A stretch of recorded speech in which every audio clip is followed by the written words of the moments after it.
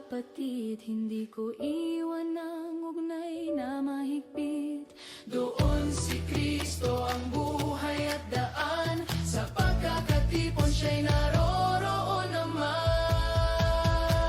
Kaya ako'y mananatili sa iyong iglesia, sa iyong aral o hari. Pag-ibig ang dahilan ng pagtitipon, upang sa gawa kami magkaisa ngayon. Dito ko nadarama